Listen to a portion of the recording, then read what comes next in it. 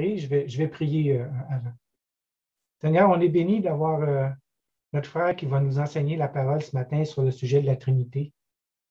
Que ça puisse nous aider à enraciner nos fondements dans ta connaissance en toi, Seigneur, pour être plus ferme et aussi de meilleurs ouvriers pour toi.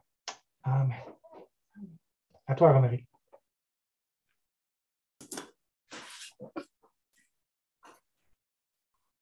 Je vous dis un bonjour, chers frères et sœurs en Jésus. C'est toujours une joie de partager avec vous ce que le Seigneur met sur mon cœur. Et je rends grâce à Dieu qui permet qu'on continue ce message sur la doctrine de la Trinité. Alors, pour rappel, la première partie de ce message portait sur les affirmations essentielles de la Trinité dans l'Ancien Testament. Et pendant ce message, nous avons clairement dit que le Dieu de la Bible est un Dieu triunitaire.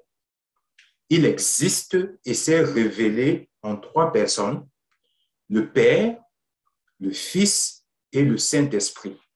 Ces 3 personnes sont coégales et co-éternelles. Et nous avons commencé ce message en lisant un texte que j'aime beaucoup, Deutéronome 6, verset 4. « Écoute Israël, l'Éternel notre Dieu est le seul éternel. » Alors, ce matin, nous allons continuer notre message avec les autres parties, notamment la Trinité et les attributs de Dieu, la Trinité dans l'œuvre du salut de Dieu pour l'humanité, la Trinité en action dans la vie chrétienne et le dernier point, quelques hérésies à propos de la Trinité. Alors, le premier point de ce matin, la Trinité et les attributs de Dieu. La spiritualité. Quand je parle de spiritualité ici, c'est Dieu est esprit. Le Père est esprit. On peut le lire dans Jean 4, verset 24. Dieu est esprit et il faut que ceux qui l'adorent en esprit et en vérité. Dieu n'a pas de corps. Il n'est pas limité dans le temps et l'espace. C'est vrai que quand on lit la Bible, on réalise que par moments, Dieu a pris certaines formes pour se présenter à l'homme. C'est ce qu'on appelle généralement en théologie les théophanies. Et on voit des cas pareils dans Exode, où le Seigneur se présente à Moïse sous forme d'un buisson ardent. On voit aussi les visiteurs qui sont venus rendre visite à Abraham. Et la Bible nous dit que parmi ces visiteurs, il y avait l'Éternel. Il avait pris une forme humaine. Dans Genèse 18, verset 22. Le Saint-Esprit est esprit. Ça, nous le savons. Maintenant, le Fils aussi est esprit. C'est vrai que le Fils s'est incarné en humain, mais bien que humain, il était à la fois vrai Dieu et vrai homme. Avant la création, le Fils était, avant d'être venu sur la terre, le Fils existait déjà comme esprit. La parole de Dieu nous dit dans Jean 1:1 qu'au commencement était la parole était avec Dieu et la parole était Dieu. Et quand Jésus vient sur la terre, après la résurrection, il devient encore, pas il devient, il est esprit. On peut le lire dans Jean 20, 19. On va réaliser dans Jean 20, 19 que il traverse la matière. Il n'y a qu'un esprit qui soit capable de traverser la matière. Le soir de ce jour, qui était le premier de la semaine, les portes du lieu où se trouvaient les disciples étaient fermées à cause de la crainte qu'ils avaient des Juifs. Mais la parole de Dieu nous dit, Jésus vint se présenter au milieu d'eux et leur dit, la paix soit avec vous. Les portes étant fermées, Jésus a traversé la matière et s'est présenté à ses disciples parce qu'il était esprit.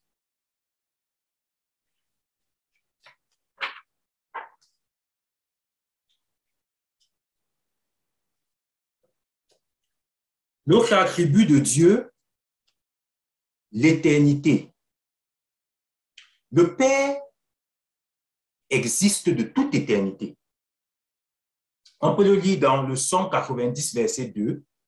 Avant que les montagnes fussent nées et que tu eusses créé la terre et le monde, d'éternité en éternité, tu es Dieu.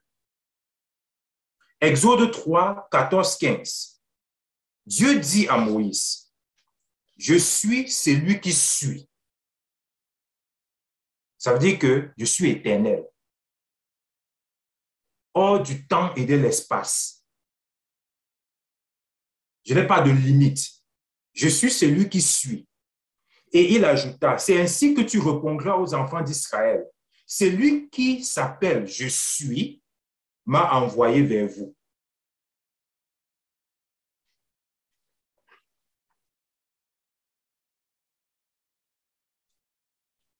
Dieu dit encore à Moïse, tu parleras ainsi aux enfants d'Israël. L'Éternel, le Dieu de vos pères, le Dieu d'Abraham, le Dieu d'Isaac et de Jacob, m'envoie vers vous. Voilà mon nom pour l'éternité. Voilà mon nom de génération en génération. Le Père est éternel. Le Fils est aussi éternel. Il existe de toute éternité. Le prophète Michée, quand il va prophétiser sur le Messie, il va parler du Messie comme celui dont les origines remontent au jour de l'éternité. Michée 5, verset 2, ou bien dans certaines Bibles, c'est verset 1. Michée 5, verset 1. Et toi, Bethléem Ephrata, petite entre les milliers de Juda, de toi sortira pour moi celui qui dominera sur Israël et dont l'origine remonte au temps ancien, au jour de l'éternité. On peut aussi lire Jean 1, 1, Jean 8, 58, où Jésus va dire aux pharisiens que avant que Abraham ne soit, je suis. Le Saint-Esprit existe de toute éternité. Genèse 1, verset 2. L'Esprit de Dieu planait au-dessus des eaux.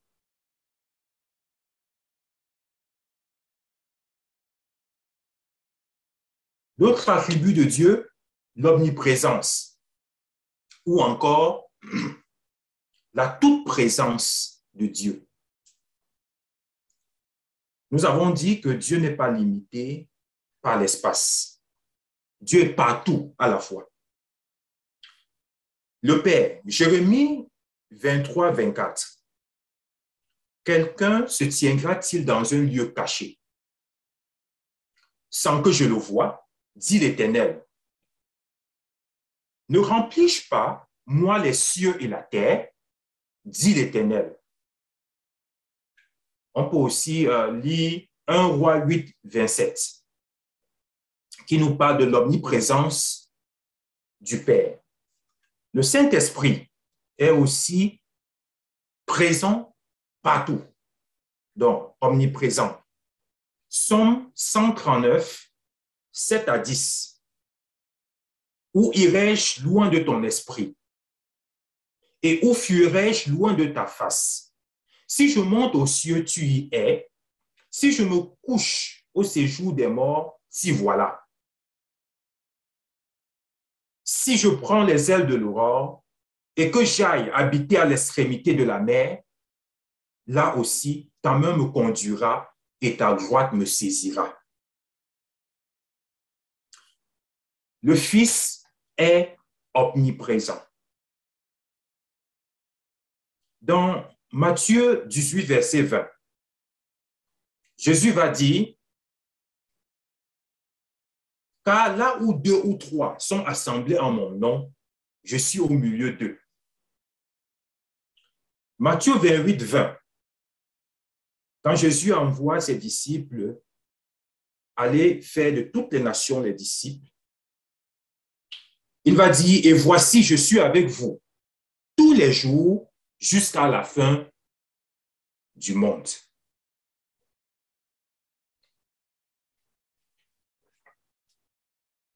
L'attribut de Dieu, l'omniscience, la toute science, la toute connaissance.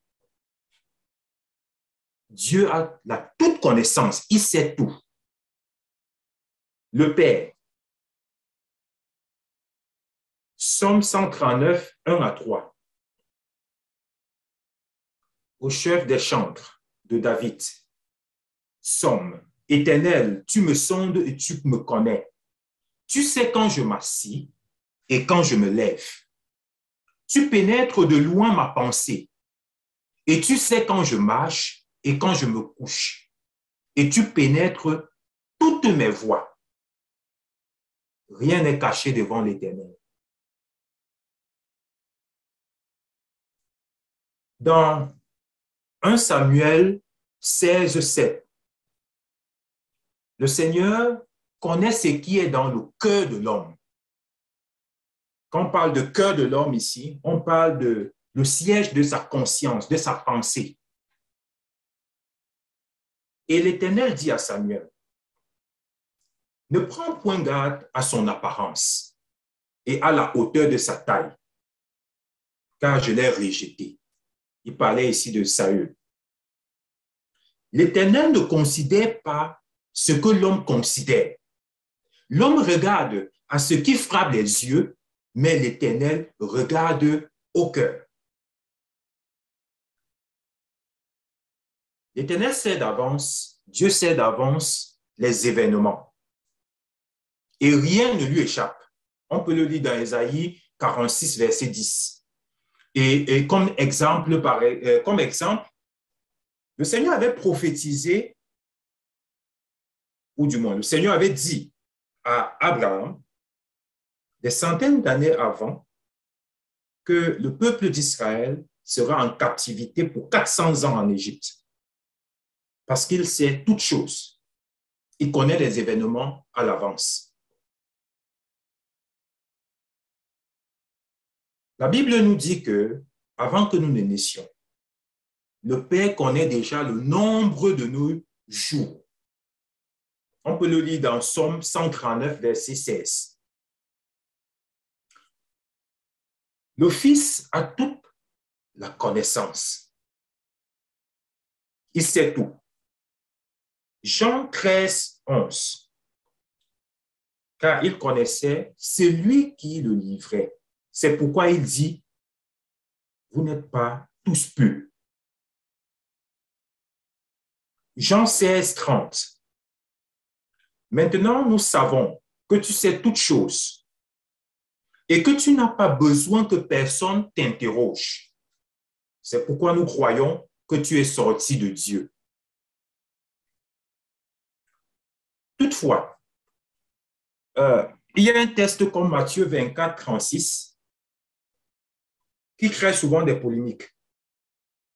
Je vais lire Matthieu 24, 36 dit, « Pour ce qui est du jour et de l'heure, personne ne sait, ni les anges des cieux, ni le Fils, mais le Père seul. » Jésus parle de son retour. Et c'est un texte que certains utilisent pour dire Jésus ne connaissait pas tout.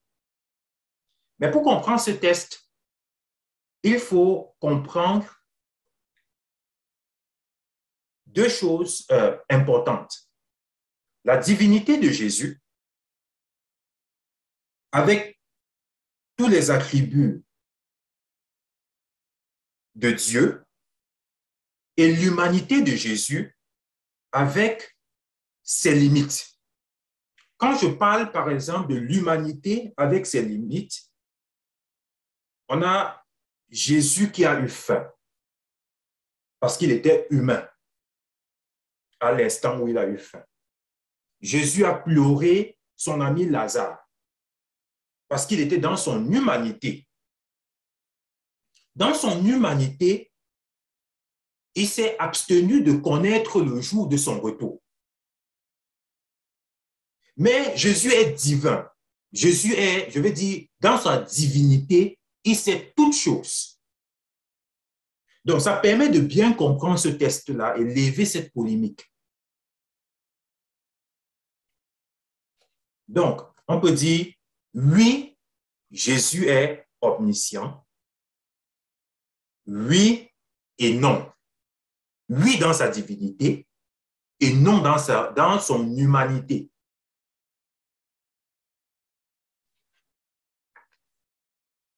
L'attribut l'omnipotence ou encore la toute-puissance de Dieu, la toute-souveraineté de Dieu. Le Père est tout-puissant et souverain. Genèse 17, 1.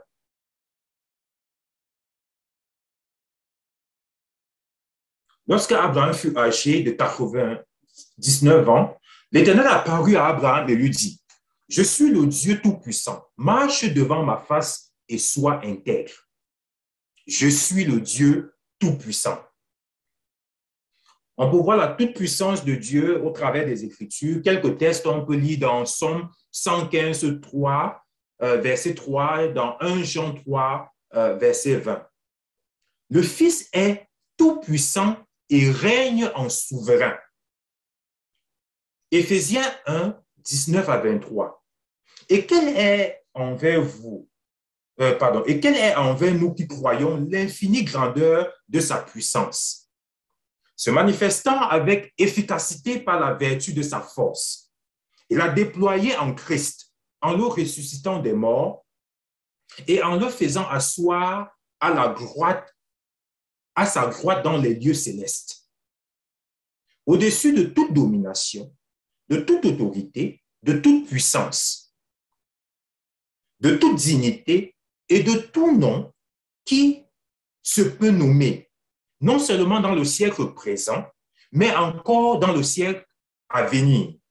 Il a tout mis sous ses pieds et il a donné pour chef suprême à l'Église, qui est son corps, la plénitude de celui qui remplit tout en tous.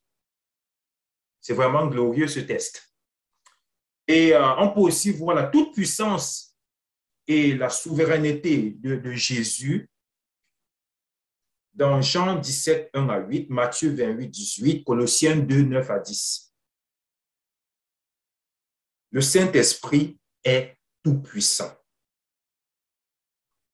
Luc 1, verset 35.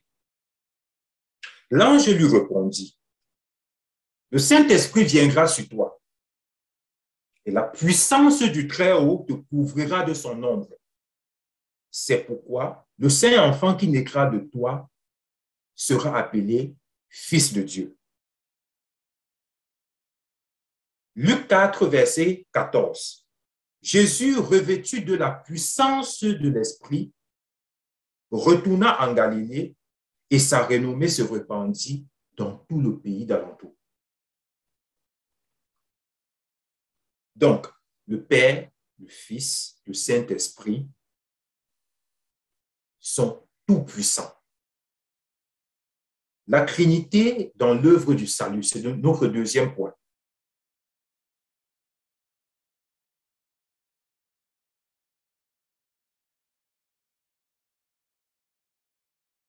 Alors, parlons de la Trinité dans l'œuvre du salut. Le Père décide de sauver l'humanité et envoie le Saint-Esprit sur Marie. Marie conçoit et donne naissance à Dieu le Fils. Les trois ont œuvré. Luc 1, verset 35. L'ange lui répondit, « Le Saint-Esprit viendra sur toi et la puissance du Très-Haut te couvrira de son ombre. C'est pourquoi le Saint-Enfant qui naîtra de toi sera appelé Fils de Dieu. » Quand Jésus est baptisé, le jour de son baptême, on voit le Père et le Saint-Esprit le Père qui atteste la mission de Jésus, l'œuvre pour laquelle le Christ est venu, il fait descendre sur le Fils. La parole de Dieu nous dit que le Saint-Esprit est descendu sur Jésus sous la forme d'une colombe. Et la voix du Père a été entendue, « Celui-ci est mon Fils bien-aimé, en qui j'ai mis toute mon affection. » On peut le lire dans Luc 3, 22.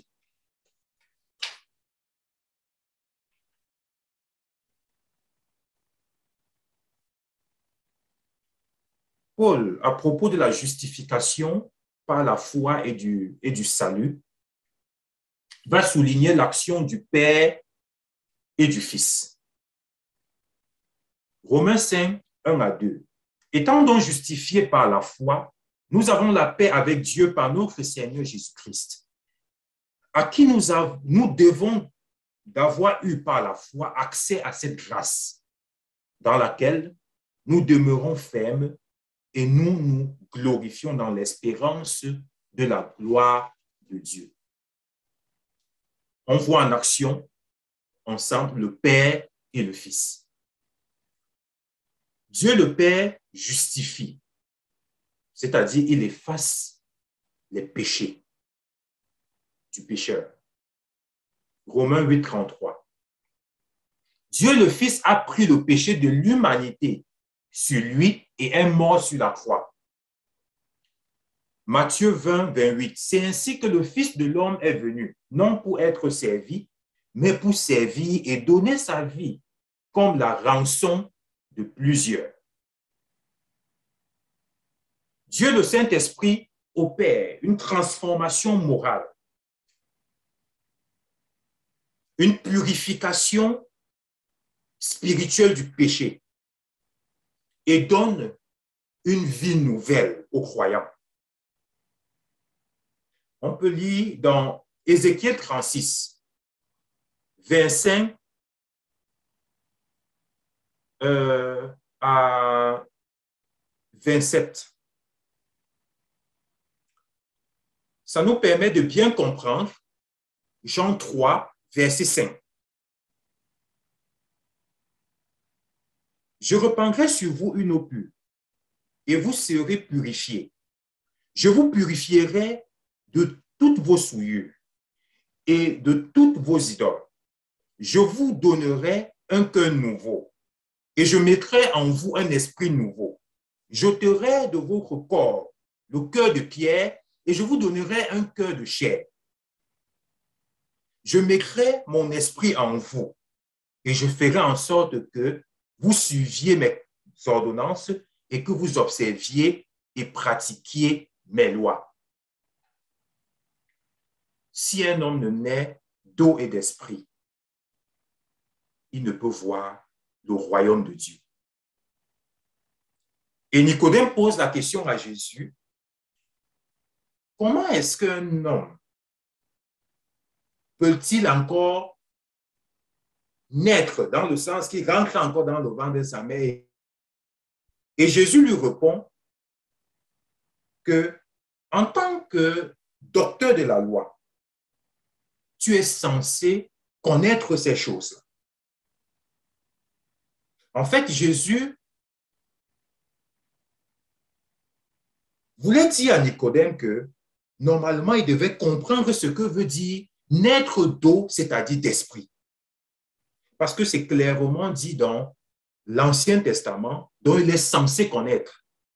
Et nous venons de le lire dans Ézéchiel 36, 25 à 27. L'action du Saint-Esprit. Nous voyons également la Trinité en action pour le salut dans Tite 3, 4 à 7. Mais lorsque la bonté de Dieu, notre Sauveur, et son amour pour les hommes ont été manifestés, il nous a sauvés non à cause des œuvres de justice que nous aurions faites, mais selon sa miséricorde. On souligne plus haut la bonté de Dieu, notre Sauveur, Dieu le Père. On continue, mais selon sa miséricorde, par le baptême de la régénération et le renouvellement du Saint-Esprit. Nous avons lu Ézéchiel 36, 25, 27 qui nous explique l'action du Saint-Esprit dans le croyant. Cette régénération-là et ce renouvellement du Saint-Esprit qu'il a répandu sur nous avec abondance par Jésus-Christ notre Sauveur, afin que, justifiés par sa grâce, nous devenions en espérance héritiers de la vie éternelle. Le Père, le Fils et le Saint-Esprit agissent ensemble pour notre salut.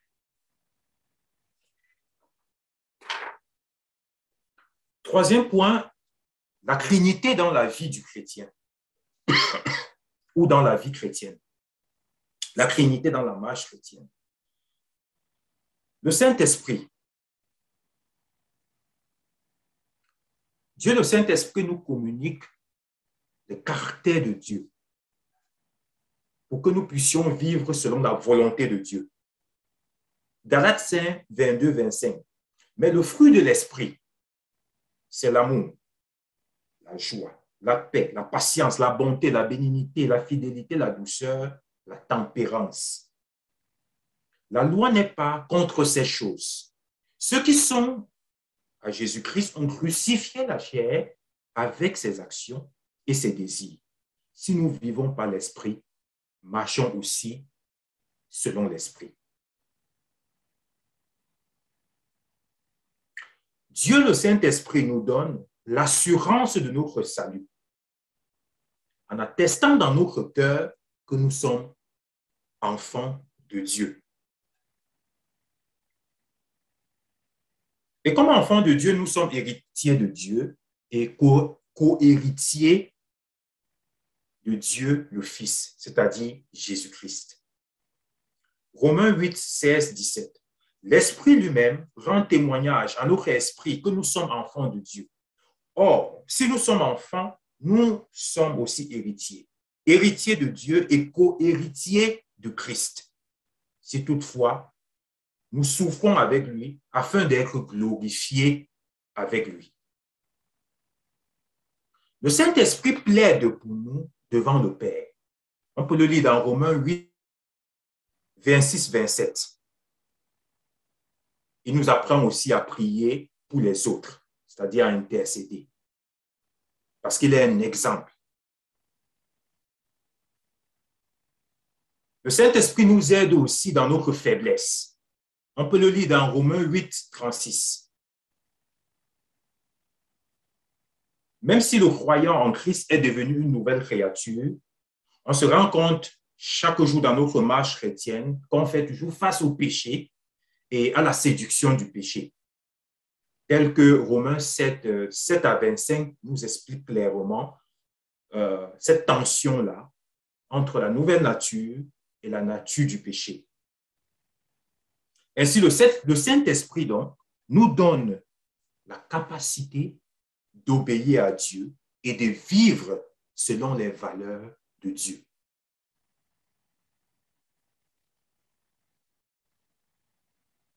Le Fils. Dieu le Fils, par son obéissance et son humilité envers Dieu le Père, nous enseigne l'humilité et la soumission à Dieu.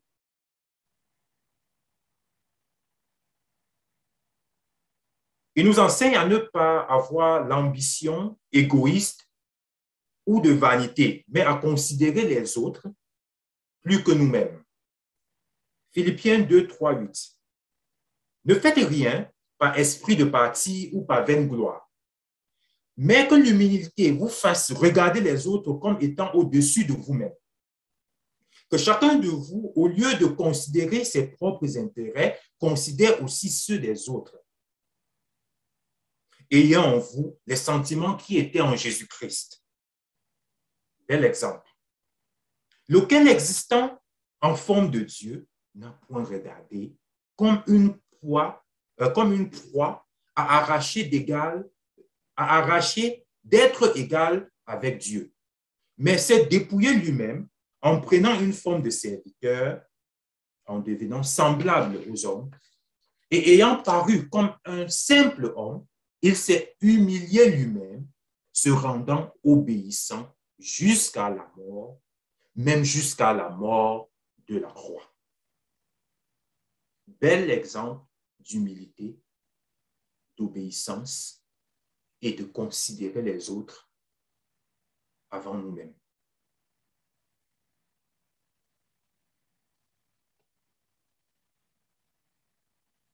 Dieu le Fils est le grand prêtre qui apporte le sacrifice de propitiation, c'est-à-dire ce sacrifice-là pour gagner la faveur de Dieu. Et il a offert ce sacrifice qui est lui-même à la croix. Ayant connu la tentation du péché, il peut aujourd'hui compatir pour nos faiblesses parce qu'il est passé par là. Il nous comprend. Et on peut le lire dans Hébreux 4, 14 à 16. Ainsi, puisque nous avons un grand souverain sacrificateur qui a traversé les cieux, Jésus le Fils de Dieu, demeurons fermes dans la foi que nous confessons, car nous savons, car nous n'avons pas un souverain sacrificateur qui ne puisse compatir à nos faiblesses. Au contraire, il a été tenté comme nous en toutes choses, sans commettre de péché. Important. Approchons-nous donc avec assurance du trône de la grâce, afin d'obtenir miséricorde et de trouver grâce pour être secourus dans nos besoins.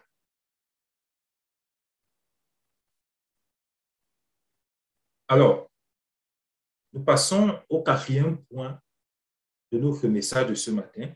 Le quatrième et le dernier point. Quelques hérésies concernant la doctrine de la Trinité.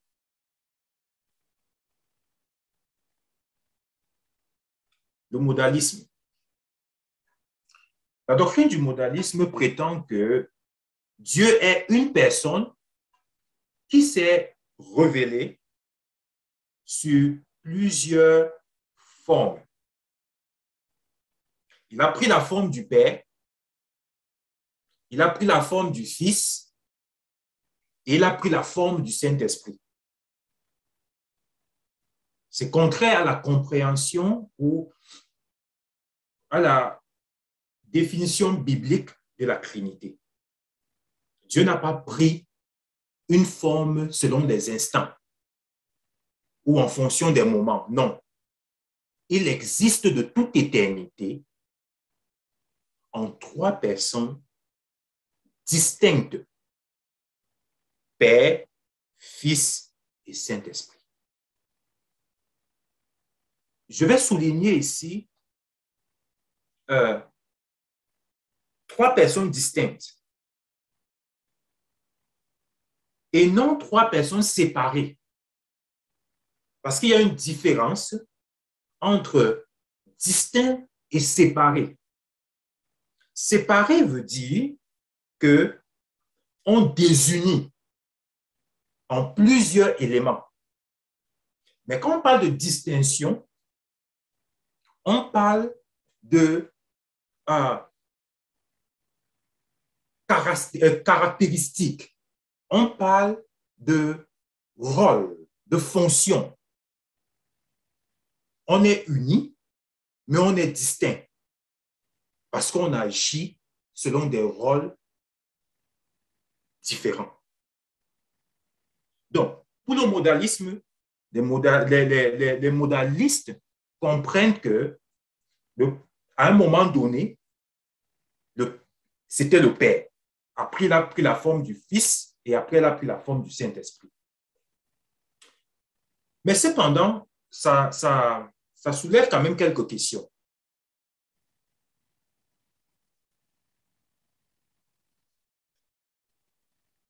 Si on regarde des doctrines, si on regarde des doctrines fondamentales de la Bible, par exemple l'expiation, qui enseigne que Jésus est mort sur la croix comme un pécheur pour payer le prix de nos péchés à notre place. On peut lire 1 Pierre 2, 24. Lui qui a porté lui-même nos péchés en son corps sur le bois, afin que, morts au péché, nous vivions pour la justice, lui par les meurtrissures duquel vous avez été guéris. Alors, on peut poser donc la question concernant le modalisme. À qui le prix est-il payé? S'il s'agit de la même personne qui prend la forme, ça veut dire que quand Jésus est à la croix, le Père n'existe plus parce que Dieu a pris la forme du Fils. Alors, si Dieu prend la forme du Fils à la croix, le Père n'existe plus, à qui Jésus paye le prix? À qui Jésus dit, je remets mon esprit entre tes mains? À qui? À la croix.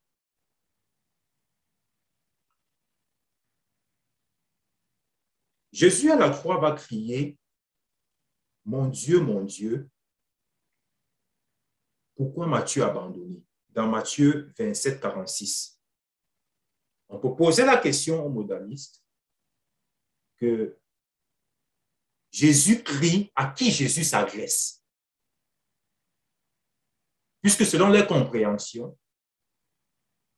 à l'instant là, le Père n'existe pas. Il est sous la forme du Fils.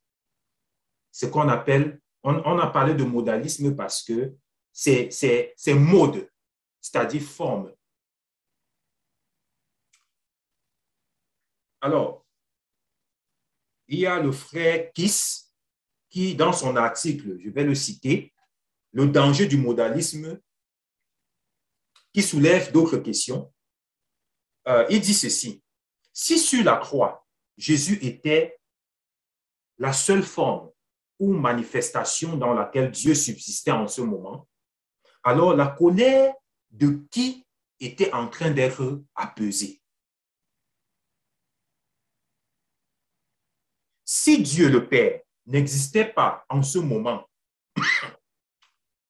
comment aurait-il pu déverser sa colère sur Jésus? De plus, à qui a-t-il donné sa vie en rançon? À qui Jésus donne sa vie en rançon? Si Dieu le Père n'était pas là pour recevoir la rançon, alors à qui a-t-il payé la rançon? Ça, c'est le danger du modalisme.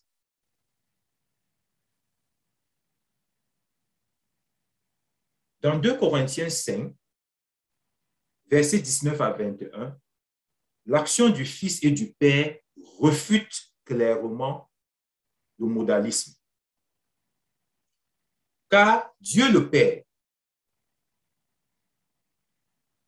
ou encore car Dieu, entre parenthèses le Père, on parle du Père, était en Christ, le Fils, réconciliant le monde avec lui-même, en n'imputant point aux hommes leurs offenses. Il n'est pas question de forme ici. Pendant que le Fils était dans son humanité, le Père existe de toute éternité. le Saint-Esprit existe de toute éternité. Celui qui n'a point connu le péché, on parle du Fils, il, le Père, l'a fait devenir péché pour nous afin que nous devenions en lui justice de Dieu.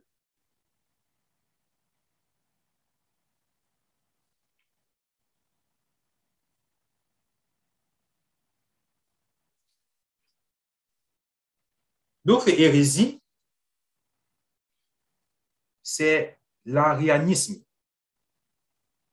Cette doctrine nie que le Fils, c'est-à-dire Jésus, et le Saint-Esprit soient pleinement Dieu.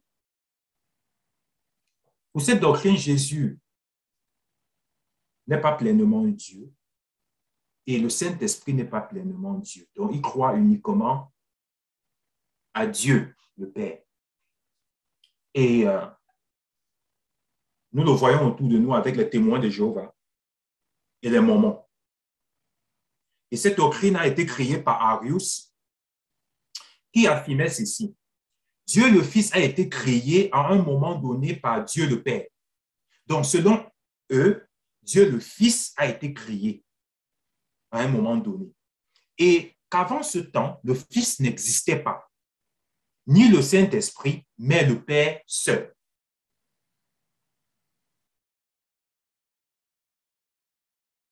Et il justifie cela avec des passages comme Jean 1,14, Jean 3,16, 1 Jean 4,9, où Jésus a appelé le Fils de Dieu.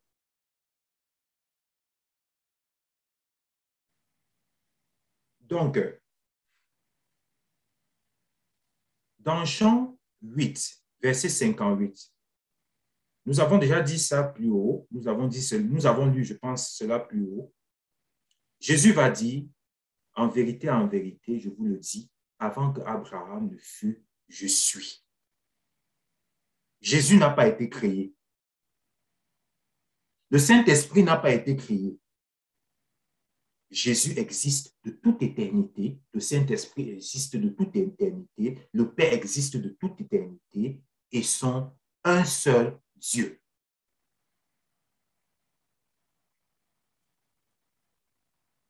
L'erreur de cette doctrine, c'est la mauvaise compréhension de Fils de Dieu ou encore premier-né de la création.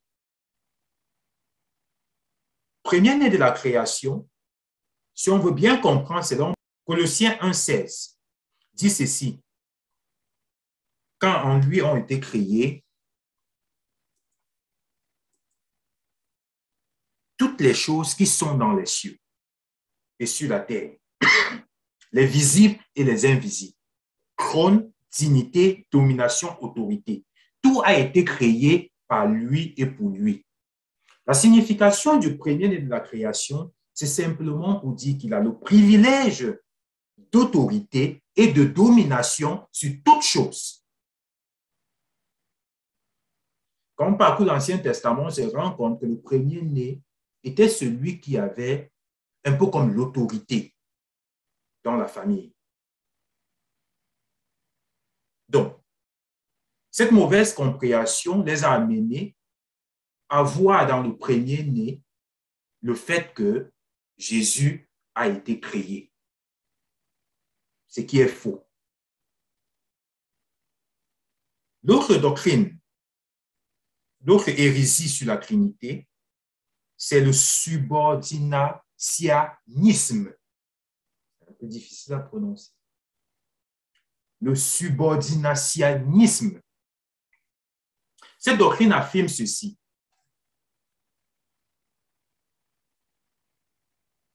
Que même si le Fils est éternel, ok, il n'est pas égal à Dieu le Père en naissance et en attribut.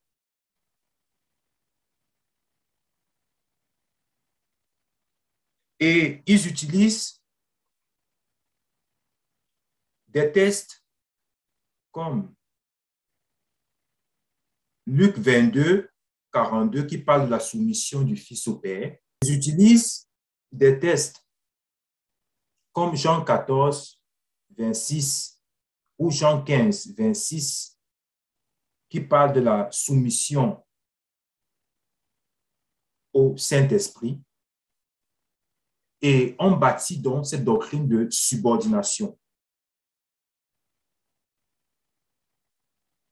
Alors, il faut bien comprendre ici que la relation de subordination qu'on peut observer dans certains textes que nous avons cités est une relation de subordination de rôle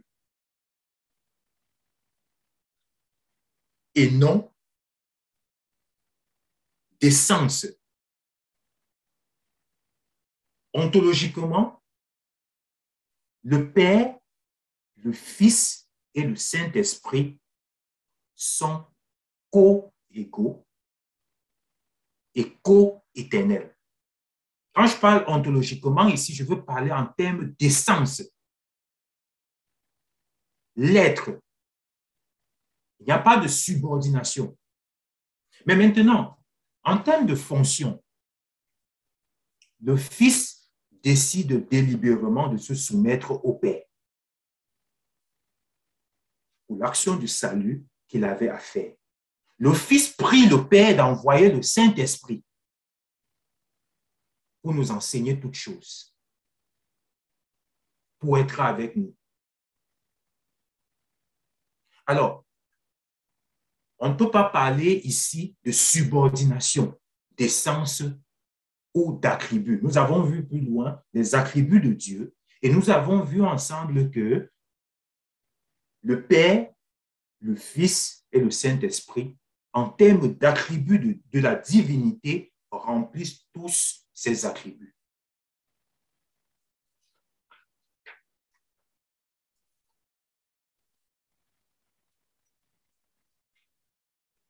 Alors, en conclusion, pour mon message de ce matin, alors, la question de la Trinité est une question importante.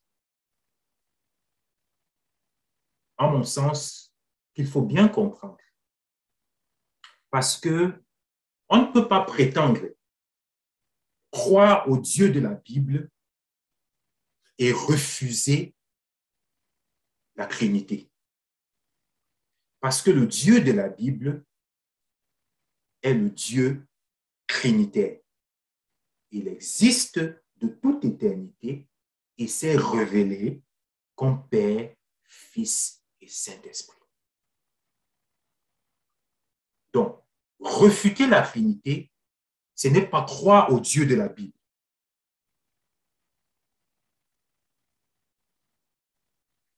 Et nous avons aussi vu que le Père, le Fils et le Saint-Esprit, dans leur unité, agissent ou ont agi pour le salut de l'humanité et agit pour notre sanctification. Le Père a envoyé le Fils comme victime sacrificielle pour le péché de l'homme. Le Fils a accepté volontairement de venir mourir sur la croix pour le péché de l'homme. Le Saint-Esprit opère une transformation morale, une purification spirituelle du péché et donne aux croyants une nouvelle naissance. Le Fils prie le Père d'envoyer le Saint-Esprit qui est Dieu qui vit dans le croyant. Et le Saint-Esprit agit comme conseiller. Il nous enseigne la parole de Dieu, il intercède pour nous auprès de Dieu le Père, il nous donne de vivre selon la volonté de Dieu. Ainsi s'achève ce message sur la Trinité. La première partie, nous avons vu la dernière fois, et cette deuxième partie que nous avons vue aujourd'hui. Nous allons prier. Notre Seigneur, que ton nom soit glorifié. Merci de nous permettre de comprendre ces choses et donne-nous, Seigneur, de saisir cela par la foi. Parce qu'avec l'intelligence, c'est souvent très difficile. Avec ce cerveau arithmétique que nous avons, c'est difficile de comprendre que tu existes de toute éternité et que tu t'es révélé, Seigneur, en Père, Fils et Saint-Esprit. Aide-nous, Seigneur, à comprendre et que ça nous donne, Seigneur, de grandir dans notre marche avec toi. Merci, notre Père, au nom de Jésus.